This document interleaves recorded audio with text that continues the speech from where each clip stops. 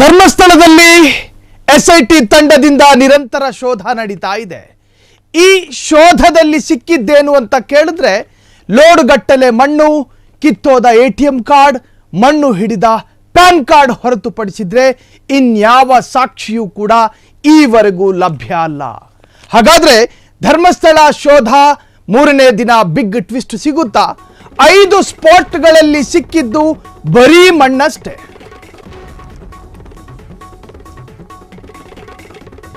5 ಸ್ಪಾಟ್ಗಳಲ್ಲಿ ಸಿಕ್ಕಿದ್ದು ಬರೀ ಮಣ್ಣು. 1, 2, 3, 4, 5ರಲ್ಲಿ ಸಿಕ್ಕಿದ್ದು 0 ಅಸ್ಥಿ ಪಂಜರ. ದೂರುದಾರನ ಪ್ರಕಾರ 4, 5ನೇ ಸ್ಪಾಟ್ ಅಲ್ಲಿ 6 ಶವ ಸಿಗಬೇಕಾಗಿತ್ತು. ಉಳಿದಿರೋದು ಮಾರ್ಕ್ ಮಾಡಿದ 8 ಸ್ಪಾಟ್ ಮಾತ್ರ. 13 ಸ್ಪಾಟ್ಗಳ ಪೈಕಿ ಹೇಳ್ತಾ ಇರೋದು. ಈವರೆಗೂ 14 ಮತ್ತು 15ನೇ ಸ್ಪಾಟ್ ಮಾರ್ಕ್ ಮಾಡಿಲ್ಲ. ಆ 2 ಸ್ಪಾಟ್ಗಳಲ್ಲಿ ಇವೆಯಂತೆ 106 ಶವಗಳು. ಇನ್ನು ಕೆಲವೇ ಕ್ಷಣಗಳಲ್ಲಿ ಮೂರನೇ ದಿನದ ಶೋಧ ಕಾರ್ಯಕ್ಕೆ ಮುಂದಾಗ್ತಾರೆ ಎಸ್ಐಟಿ ತಂಡ. ಧರ್ಮಸ್ಥಳ ಶೋಧ ಇವತ್ತಿಗೆ ಮೂರನೇ ದಿನ. ಜೆಸಿಬಿ ಘರ್ಜನೆ ಆ ಸ್ಥಳದಲ್ಲಾಗ್ತಾ ಇದೆ.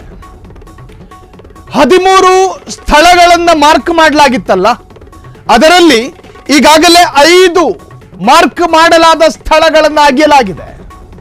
ಆದರೆ ಈ 5 ಸ್ಥಳಗಳ ಪೈಕಿ ಯಾವುದಾದ್ರೂ ಒಂದು ಸ್ಥಳದಲ್ಲಾದ್ರೂ ಕೂಡ ಶವ ಪತ್ತೆಯಾಗಿದೆಯಾ ಅಂತ ಕೇಳಿದ್ರೆ ಅದಕ್ಕೆ ಸಂಬಂಧಪಟ್ಟ ಹತ್ತಿರದ ಸಾಕ್ಷ್ಯಗಳು ಕೂಡ ಲಭ್ಯವಾಗಿಲ್ಲ. ಒಂದು ರವಿಕೆ, ಒಂದು ಎಟಿಎಂ ಕಾರ್ಡ್, ಒಂದು ಪ್ಯಾನ್ ಕಾರ್ಡ್, ಅದನ್ನು ಹೊರತುಪಡಿಸಿ ಇನ್ಯಾವ ಅಂಶಗಳು ಕೂಡ ಲಭ್ಯ ಅಲ್ಲ.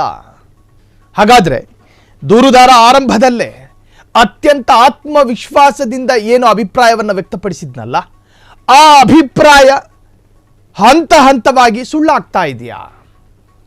ಈವರೆಗೂ 14 ಮತ್ತು 15ನೇ ಸ್ಪಾಟ್ ಮಾರ್ಕ್ ಮಾಡಿಲ್ಲ. ಈವರೆಗೂ ಮಾಡಿರುವಂತಹದ್ದು 14 ಸ್ಪಾಟ್ಗಳನ್ನು ಮಾತ್ರ.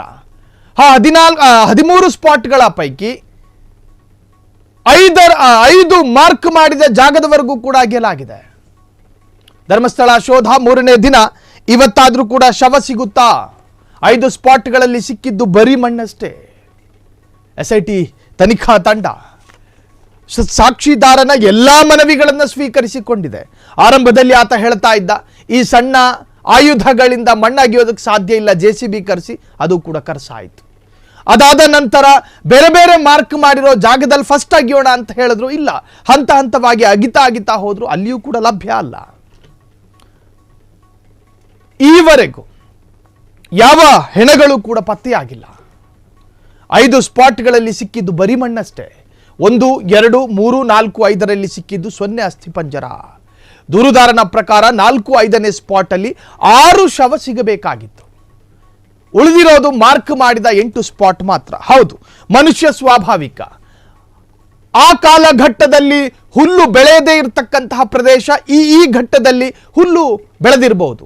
ಆತನ ಮಸ್ತಿಷ್ಕದಲ್ಲಿ ನೆನಪಿನ ಶಕ್ತಿಯೂ ಕೂಡ ಕಮ್ಮಿ ಆಗಿರಬಹುದು. ಸೊ ಆಗ ನಿರ್ಜನ ಪ್ರದೇಶವಾಗಿತ್ತೇನೋ. ಸೊ ಇವತ್ತು ಅದು ದಟ್ಟಾರಣ್ಯವಾಗಿ ಬೆಳೆದಿರಬಹುದು. ಸೊ ಆತನಿಗೆ ಸ್ಥಳವೂ ಕೂಡ ಒಂದು ಸ್ವಲ್ಪ ಅದಲು ಬದಲಾಗಿರ್ಬೋದು. ಆದರೆ ಆತ ಮಾರ್ಕ್ ಮಾಡಲಾದಂತಹ ಜಾಗದ ಅಕ್ಕಪಕ್ಕದಲ್ಲಿಯೂ ಕೂಡ ಸರ್ಚ್ ಮಾಡಲಾಯ್ತಲ್ಲ, 4 ಅಡಿಯಷ್ಟು ಮಣ್ಣನ್ನು ಅಗೆಯಲಾಯ್ತಲ್ಲ. ಮಣ್ಣು ಜರಿದಿರ್ತಕ್ಕಂತಹ ಪ್ರದೇಶ ಅದಾಗಿದೆ ಎನ್ನುವಂತಹ ಆರೋಪವೂ ಕೂಡ ಮತ್ತೊಂದು ಕಡೆ. ಅದೇನೇ ಇರಲಿ, ವೈಜ್ಞಾನಿಕವಾದಂತಹ ಸಿಸ್ಟಮ್ಗಳನ್ನು ಪ್ರಯೋಗ ಮಾಡಾದರೂ ಕೂಡ ಅಗಿಯುವಂತಹ ಕಾರ್ಯಗಳು ಇನ್ನೇನು ಎಸ್ಐಟಿ ತನಿಖಾ ತಂಡದ ಮತ್ತೊಂದು ಸುತ್ತಿನ ಚರ್ಚೆಯ ನಂತರವಾದರೂ ಆ ತೀರ್ಮಾನ ಆಗುತ್ತಾ ಎನ್ನುವಂತಹದ್ದು ಮತ್ತೊಂದು ಕಡೆ. ಇನ್ನೊಂದು ಕಡೆ ವಕೀಲರು ಈ ಒಂದು ಎಸ್ಐಟಿ ತಂಡದ ತನಿಖೆಯನ್ನ ಪ್ರಶಂಸೆ ಮಾಡುವಂತಹ ಒಂದು ಪತ್ರ ವೈರಲ್ ಆಗುತ್ತೆ. ಈ ಪತ್ರ ವೈರಲ್ ಮಾಡುವ ಮುಖೇನ ಎಸ್ಐಟಿ ತಂಡಕ್ಕೆ ಈಗಾಗಲೇ ಸಾಕ್ಷ್ಯ ಸಿಕ್ಕಿದೆ ಅನ್ನೋದನ್ನು ವ್ಯಕ್ತಪಡಿಸ್ತಿದ್ದಾರೋ ಗೊತ್ತಿಲ್ಲ. ಎಸ್ಐಟಿ ಅವರು ಈವರೆಗೂ ಕೂಡ ಅಧಿಕೃತವಾದಂಥ ಹೇಳಿಕೆಯಲ್ಲೂ ಕೂಡ ಕೊಟ್ಟಿಲ್ಲ. ಈ ತರಹದೊಂದು ಶೋಧ ನಡೀತಾ ಇದೆ, ಈ ಶೋಧಗಳ ಪೈಕಿ ಹೆಣಗಳು ಸಿಕ್ಕಿಲ್ಲ, ಈ ತರಹದೆಲ್ಲೂ ಕೂಡ ಹೇಳಿಕೆ ನೀವು ಕಾಣ್ಲಾರ್ರಿ. ಅದರ ಅರ್ಥ ಅಲ್ಲಿ ಸಾಕ್ಷಿ ಸಿಕ್ಕಿದೆ ಅಂತಾನ? ಅದು ಕೂಡ ಅನ್ಕೊಳಕ್ಕಾಗಲ್ಲ. ಪಾರದರ್ಶಕವಾಗಿ ತನಿಖೆ ನಡೀತಾ ಇದೆ. ಇಲ್ಲಿ ಕೂತ್ಕೊಂಡು ನಾವು ಹೇಳ್ಬೋದು ಧರ್ಮಸ್ಥಳದ ಆ ಗ್ರೌಂಡ್ನಲ್ಲಿ ಏನು ನಡೀತಾ ಇದೆ ಅಂತ. ಅಷ್ಟು ಪಾರದರ್ಶಕವಾಗಿದೆ. ಮಾಧ್ಯಮದವರ ವೀಕ್ಷಣೆಯಲ್ಲಿ ಆ ಒಂದು ತನಿಖೆಯು ಕೂಡ ನಡೀತಾ ಇರುವಂತಹದ್ದು. ಸೊ ಈ ಮಧ್ಯೆ ವಕೀಲರ ಒಂದು ಪ್ರೆಸ್ ನೋಟ್ ಬಿಡುಗಡೆಯಾಗುತ್ತೆ ತನಿಖಾ ತಂಡವನ್ನ ಪ್ರಶಂಸೆ ಮಾಡುವಂತಹ ನಿಟ್ಟಿನಲ್ಲಿ. ಅದರರ್ಥ SIT ತಂಡಕ್ಕೇನೋ ಸಾಕ್ಷಿ ಸಿಕ್ಕಿದೆ ಎನ್ನುವಂತಹ ಚರ್ಚೆಗಳು ಕೂಡ ಸೋಷಿಯಲ್ ಮೀಡಿಯಾದಲ್ಲಿ ನಡೀತಾ ಇದೆ. ಅದನ್ನ ದೃಢಪಡಿಸೋದಕ್ಕಂತೂ ಸಾಧ್ಯ ಇಲ್ಲ. ಧರ್ಮಸ್ಥಳ ಶೋಧ ಈ ಕ್ಷಣದವರೆಗೂ ಏನೂ ಸಿಕ್ಕಿಲ್ಲ. ಹೀಗಾಗಿ ಹೆಲ್ಪ್ ಲೈನ್ ಶುರು ಮಾಡಿದ ಸ್ಪೆಷಲ್ ಇನ್ವೆಸ್ಟಿಗೇಷನ್ ಟೀಮ್. ಧರ್ಮಸ್ಥಳ ಠಾಣೆ ಕೇಸ್ ನಂಬರ್ 39ರ ಬಗ್ಗೆ SIT ತನಿಖೆ. ಈವರೆಗೂ ಶೋಧ ಆಗಿದೆ, ಏನೇನು ಸಿಕ್ಕಿಲ್ಲ. ಹೀಗಾಗಿ ಹೆಲ್ಪ್ ಲೈನ್ ಶುರು ಮಾಡಿದಂತಹ SIT ತಂಡ. ಧರ್ಮಸ್ಥಳ ಠಾಣೆ ಕೇಸ್ ನಂಬರ್ 39ರ ಬಗ್ಗೆ SIT ತನಿಖೆ. ಮಂಗಳೂರಿನ ಮಲ್ಲಿಕಟ್ಟೆಯಲ್ಲಿ SIT ಕಚೇರಿ ಓಪನ್. ಈ ಹಿಂದೆ ಅಲ್ಲಿ ಪೊಲೀಸ್ನ ಕ್ವಾರ್ಟರ್ಸ್ ಇತ್ತು, ಅದನ್ನೇ SIT ಅವರು ಕಚೇರಿ ಮಾಡ್ಕೊಂಡ್ರು. ಈ ಪ್ರಕರಣದಲ್ಲಿ ಬಾಧಿತರು SIT ಸಂಪರ್ಕಿಸಬಹುದು. ಇದಕ್ಕಾಗಿ 082420053001 ಹೀಗೆ ಅವರ ಸಂಖ್ಯೆಯನ್ನು ಕೊಟ್ಟಿದ್ದಾರೆ. ಈ ನಂಬರ್ಗೆ ವಾಟ್ಸಾಪ್ ಸಂದೇಶವನ್ನ ಕಳುಹಿಸಬಹುದು. ಇನ್ನು ಅವರ ಜಿಮೇಲ್ ಕೂಡ ಓಪನ್ ಮಾಡ್ಕೊಂಡಿದ್ದಾರೆ, ಇಮೇಲ್ ಕೂಡ ಮಾಡಬಹುದು ಎನ್ನುವಂತಹ ಒಂದು ಕರೆ. ಮಲ್ಲಿಕಟ್ಟೆಯ ಕಚೇರಿಗೆ 10ರಿಂದ ಸಂಜೆ 5ರವರೆಗೆ, ಬೆಳಿಗ್ಗೆ 10ರಿಂದ ಸಂಜೆ 5ರವರೆಗೂ ಕೂಡ ಸಮಯ ಇರುತ್ತೆ. ಸದರಿ ಪ್ರಕರಣದಲ್ಲಿ ಹೆಲ್ಪ್ ಲೈನ್ ಶುರು ಮಾಡುವಂತೆ ಒತ್ತಡ ಇತ್ತು. ನಮ್ಮ ಕಾನೂನು ನೋಡಿ, ನಮ್ಮ ಕಾನೂನು ಈ ಪ್ರಕರಣವನ್ನ ತನಿಖೆ ಮಾಡಬೇಕು ಅನ್ನುವಂತಹ ಕೂಗು ಬಂತು. ತನಿಖೆ ಕೂಡ ಶುರುವಾಯಿತು. ಸಾಕ್ಷಿದಾರನಿಗೆ ಭದ್ರತೆ ಕೊಡಬೇಕು ಎನ್ನುವಂತಹ ಕೂಗು ಬಂತು.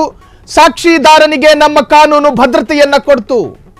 ಸಾಕ್ಷಿದಾರನ ಕಣ್ಣುಗಳು ಮತ್ತು ಉಸಿರಾಡೋದಕ್ಕೆ ಮೂಗಿನ ವ್ಯವಸ್ಥೆಗಳನ್ನ ಹೊರತುಪಡಿಸಿದ್ರೆ ಇನ್ಯಾವ ಚೆಹರೆಯೂ ಕೂಡ ಕಾಣುವ ಪರಿಸ್ಥಿತಿಯಲ್ಲಿ ಆತ ಇಲ್ಲ. ಈ ಎಲ್ಲವನ್ನೂ ಕೊಟ್ಟಿದ್ದು ನಮ್ಮ ದೇಶದ ಕಾನೂನು. ಇನ್ನು ಈ ಪ್ರಕರಣದಲ್ಲಿ ಅನೇಕ ಸಂತ್ರಸ್ತರು ಬಾಯಿ ತೆರೆಯದೆ ಭಯದಲ್ಲಿ ಮನೇಲಿ ಕೂತ್ಕೊಂಡಿರಬಹುದು. ಹಾಗಾಗಿ SIT ತನಿಖಾ ತಂಡ ಒಂದು ಹೆಲ್ಪ್ ಲೈನ್ ವ್ಯವಸ್ಥೆ ಮಾಡಬೇಕು ಎನ್ನುವಂತಹ ಮನವಿ ಶಬ್ದವೇ ಬಾರದ ರೀತಿಯಲ್ಲಿ ಸುದ್ದಿಯಲ್ಲಿತ್ತು. ನೋಡಿ, ನಮ್ಮ SIT ತನಿಖಾ ತಂಡ ಈಗ ಹೆಲ್ಪ್ ಲೈನ್ ಅನ್ನು ಕೂಡ ರಚನೆ ಮಾಡಿದೆ. ಅಜ್ಞಾತ ಸ್ಥಳದಲ್ಲಿ ಕೂತ್ಕೊಂಡು ಫೋನ್ ಮಾಡ್ತಿರೋ ಗೊತ್ತಿಲ್ಲ, ನೀವು ಕರೆ ಮಾಡಿ ವಿಷಯವನ್ನು ತಿಳಿಸಬಹುದು. ಬಾಧಿತರು ಅವರ ಏನಾದರೂ ಇದಕ್ಕೆ ಸಂಬಂಧಪಟ್ಟ ಹಾಗಿನ ಮಹತ್ವದ ಮಾಹಿತಿಯನ್ನು SIT ತಂಡಕ್ಕೆ ಕೊಡಬಹುದು. ಧರ್ಮಸ್ಥಳ ಠಾಣೆ ಕೇಸ್ ನಂಬರ್ 39ರ ಬಗ್ಗೆ SIT ತನಿಖೆ. ಮಂಗಳೂರಿನ ಮಲ್ಲಿಕಟ್ಟೆಯಲ್ಲಿ SIT ಕಚೇರಿ ಓಪನ್. ಅದರಲ್ಲೂ ಕೂಡ ಈ ಪ್ರಕರಣದಲ್ಲಿ ಬಾಧಿತರು SITಯನ್ನು ಸಂಪರ್ಕಿಸಬಹುದು. ಹೆಂಗೆ ಸಂಪರ್ಕಿಸಬೇಕು ಅಂದ್ರೆ ಅದಕ್ಕಾಗಿ ಅವರೊಂದು ನಂಬರ್ ಅನ್ನು ಕೂಡ ಕೊಟ್ಟಿದ್ದಾರೆ. 082420053001 ದೂರವಾಣಿ ಕರೆಯನ್ನು ಕೂಡ ಮಾಡಬಹುದು. ಇನ್ನು ಮತ್ತೊಂದು ವಾಟ್ಸಾಪ್ ನಂಬರ್ ಅನ್ನು ಕೂಡ ಕೊಟ್ಟಿದ್ದಾರೆ, ಅದಕ್ಕೂ ಕೂಡ ಸಂದೇಶ ರವಾನಿಸಬಹುದು. ಜೊತೆಗೆ ಇಮೇಲ್ ಕೂಡ ಇದೆ, ಅದಕ್ಕೂ ಕೂಡ ಸಂಬಂಧಪಟ್ಟ ಹಾಗೆ ನೀವು ಮಾಹಿತಿಯನ್ನು ಹಂಚ್ಕೋಬಹುದು. ಅದಕ್ಕೊಂದಷ್ಟು ನಿಶ್ಚಿತ ಸಮಯ ಇದೆ, ಬೆಳಿಗ್ಗೆ 10ರಿಂದ ಸಂಜೆ 5ರವರೆಗೆ ಭೇಟಿ ಕೊಡಬಹುದು. ಸದರಿ ಪ್ರಕರಣದಲ್ಲಿ ಹೆಲ್ಪ್ ಲೈನ್ ಶುರು ಮಾಡುವಂತೆ ಒತ್ತಡ ಇತ್ತು. ಹಾಗಾಗಿ SIT ಅದಕ್ಕೂ ಕೂಡ ಅನುವು ಮಾಡಿಕೊಡ್ತು. ಈ ಎಲ್ಲ ಅನುಕೂಲಗಳಾದ ನಂತರವೂ ಕೂಡ ಮುಸುಕುದಾರಿ ಶವ ತೋರಿಸದೇ ಇದ್ರೆ ಈ ಕೇಸು ಯಾವ ದಿಕ್ಕಿನತ್ತ ಹೋಗಬಹುದು? ಮುಸುಕುದಾರಿ ಸುಳ್ಳು ಮಾಹಿತಿಯನ್ನ ಕೊಟ್ಟಿದ್ದಾರೆ, ಮುಸುಕುದಾರಿ ದಾರಿ ತಪ್ಪಿಸುವ ಪ್ರಯತ್ನ ಮಾಡಿದ್ದಾರೆ, ಸಮಾಜದಲ್ಲಿ ತಪ್ಪು ಸಂದೇಶವನ್ನ ಸಾರುವ ಪ್ರಯತ್ನದಲ್ಲಿ ಮುಸುಕುದಾರಿ. ಎಲ್ಲ ತರಹದ ಆರೋಪಗಳು ಬರ್ತವೆ. ಇದೊಂದು ಸೂಕ್ಷ್ಮ ಪ್ರಕರಣ. ಒಂದು ಪ್ರದೇಶದಲ್ಲಿ ಸಾಮೂಹಿಕ ಹೆಣಗಳು ಸಿಗ್ತಾವೆ, ನನಗೆ ಭದ್ರತೆ ಕೊಡಿ, ನನ್ನನ್ನು ಕರ್ಕೊಂಡು ಹೋಗಿ, ನನ್ನನ್ನು ನಿಲ್ಲಿಸಿ, ನಾನು ತೋರಿಸ್ತೀನಿ, ನಾನು ತೋರಿಸಿದ ಜಾಗಕ್ಕೆ ನೀವು ಅಗೀರಿ ಸಿಗುತ್ತೆ ಅಂತ ಹೇಳಿದ್ರು. ಸೊ ಈ ಎಲ್ಲವೂ ಕೂಡ SIT ತನಿಖಾ ತಂಡ ಅತ್ಯಂತ ಸಕ್ರಿಯವಾಗಿ ಮಾಡ್ತಾ ಇರುವಂತಹ ತನಿಖೆ. ಈವರೆಗೂ ಸಾಕ್ಷ್ಯ ಲಭ್ಯವಾಗಿಲ್ಲ. ಇನ್ನು ಮುಂದಕ್ಕೆ ಮಾಡಿರುವ ಮಾರ್ಕ್ಗಳ ಪೈಕಿ ಒಂದಷ್ಟು ಉಳಿದಿದೆ. ಆ ಮಾರ್ಕ್ಗಳ ಅಗೆತ ಅಥವಾ ಉತ್ಖನನ ನಡೆಯುವಂತಹ ಸಂದರ್ಭದಲ್ಲಿ ಅಸ್ಥಿಪಂಜರ ಸಿಗಬಹುದಾ ಎನ್ನುವಂತಹ ಕುತೂಹಲದಲ್ಲಿ ಒಂದಷ್ಟು ಜನ.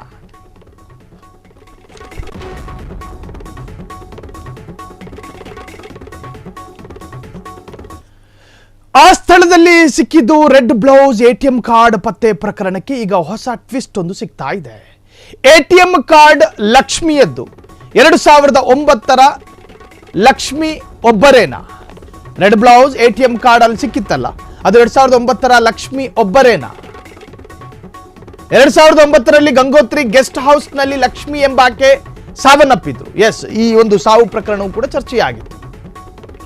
2009 ಲಕ್ಷ್ಮಿ ಮತ್ತು ATM ಕಾರ್ಡ್ ಲಕ್ಷ್ಮಿ ಒಬ್ಬರೇನಾ ಎಂಬ ಬಗ್ಗೆ SIT ಮೂಲಗಳ ಪ್ರಕಾರ ಅದಕ್ಕೂ ಇದಕ್ಕೂ ಸಂಬಂಧವೇ ಇಲ್ಲ.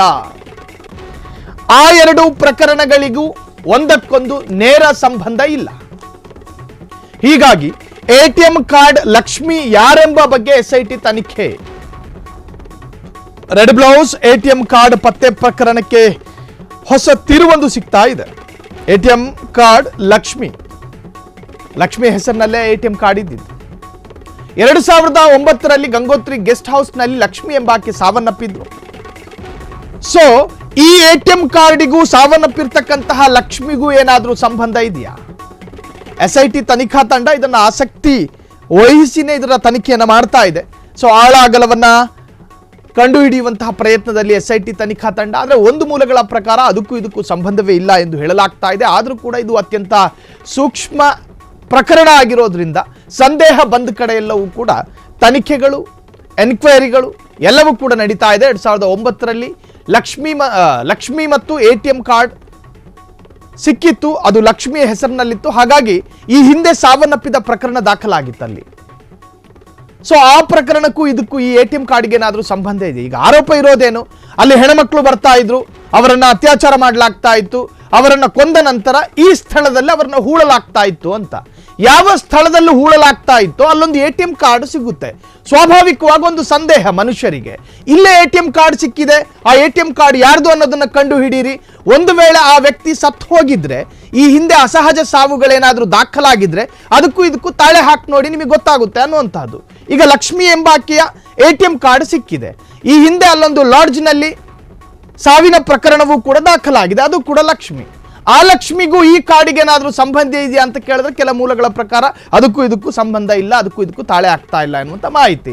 ಮತ್ತೊಂದು ಕಡೆ ಜನಾಗ್ರಹ ಏನಂತ ಹೇಳಿದ್ರೆ, ನೀವು ಇದನ್ನ ಒಂದಷ್ಟು ಬೇರೆ ಬೇರೆ ತರಹದ ಮೂಲಗಳನ್ನು ಹುಡುಕ್ತಾ ಹೋದ್ರೆ ಈ ಕೊಲೆಗೆ ಅಥವಾ ಈ ಸಾವಿಗೂ ಕೂಡ ಈ ATM ಕಾರ್ಡ್ ಲಿಂಕ್ ಆಗುತ್ತೆ ಎನ್ನುವಂಥ ಒಂದು ವಾದ. ವಾದಗಳೇನೇ ಇರಲಿ, ತನಿಖೆಗಳಾಗ್ತಾ ಇದೆ, ತನಿಖೆಯಿಂದ ಸತ್ಯಾಂಶಗಳು ಬಯಲಾಗುತ್ತೆ. ಸೊ SIT ಮೂಲಗಳ ಪ್ರಕಾರ ಅದಕ್ಕೂ ಇದಕ್ಕೂ ಸಂಬಂಧ ಇಲ್ಲ, ಆ ಎರಡು ಪ್ರಕರಣಗಳಿಗೂ ಒಂದಕ್ಕೊಂದು ನೇರ ಸಂಬಂಧ ಇಲ್ಲ. ಹೀಗಾಗಿ ATM ಕಾರ್ಡ್ ಲಕ್ಷ್ಮಿ ಯಾರೆಂಬ ಬಗ್ಗೆ SIT ತನಿಖೆಯನ್ನ ಮಾಡುತ್ತೆ. ನಾವೇನೇ ಹೇಳಿದ್ರು ಕೂಡ SIT ಅವರ ದಿಕ್ಕಿನಲ್ಲಿ ಒಂದು ತನಿಖೆಯನ್ನ ಮಾಡ್ತಾ ಇರ್ತಾರೆ. ಅದು ಕೂಡ ಮೊಹಂತಿಯ ನೇತೃತ್ವದಲ್ಲಿ ಈ ತನಿಖೆಯಂತೂ ಚುರುಕುಗೊಂಡಿದೆ. ಸೊ ಅಲ್ಲಿ ಸಿಗುವಂತಹ ಒಂದು ಕಡ್ಡಿ, ಆ ಕಡ್ಡಿಯನ್ನು ಕೂಡ ಸಂರಕ್ಷಿಸಿಡಲಾಗುತ್ತೆ. ಜೊತೆಗೆ ಆ ಸಾವಿಗೆ ಏನು ಕಾರಣ ಆಗಿರಬಹುದು ಅನ್ನುವಂತಹ ಅದಕ್ಕೆ ಸಂಬಂಧಪಟ್ಟಂತ ಎಲ್ಲ ಸಾಕ್ಷಿಗಳನ್ನು ಅತ್ಯಂತ ಭದ್ರತೆಯಲ್ಲಿ ಇಡಲಾಗುತ್ತೆ ಎನ್ನುವಂತಹದ್ದು SIT ತನಿಖಾ ತಂಡದ ಆತ್ಮವಿಶ್ವಾಸ. ಜೊತೆಗೆ ಈಗ ಸಿಗ್ತಾ ಇರತಕ್ಕಂಥ ಕೆಲ ಸಾಕ್ಷಿಗಳ ಪ್ರಕಾರ, ಅಥವಾ ಅದೇನು ರೆಡ್ ಬ್ಲೌಸ್ ಅಂತ ಕರಿತೀರೋ ATM ಕಾರ್ಡ್, ಅದಕ್ಕೂ ಈ ಹಿಂದೆ ಏನಾದರೂ ಘಟಿಸಿ ಹೋದ ಸಾವುಗಳಿಗೂ ಕೂಡ ತಾಳೆ ಹಾಕಿ ನೋಡಲಾಗ್ತಾ ಇದೆ.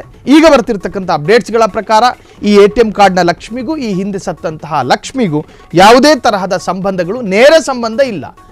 ತನಿಖೆ ಅಂತೂ ನಡೀತಾ ಇದೆ. ಕ್ಷಣ ಕ್ಷಣದ ಸುದ್ದಿಗಳಿಗಾಗಿ ಫ್ರೀಡಂ ಟಿವಿ ಸಬ್ಸ್ಕ್ರೈಬ್ ಮಾಡಿ, ಲೈಕ್ ಮಾಡಿ ಹಾಗೂ ಫಾಲೋ ಮಾಡಿ. ಹೊಸ ಸುದ್ದಿಗಳ ನೋಟಿಫಿಕೇಶನ್ಗಾಗಿ ಬೆಲ್ ಐಕಾನ್ ಮೇಲೆ ಕ್ಲಿಕ್ ಮಾಡಿ.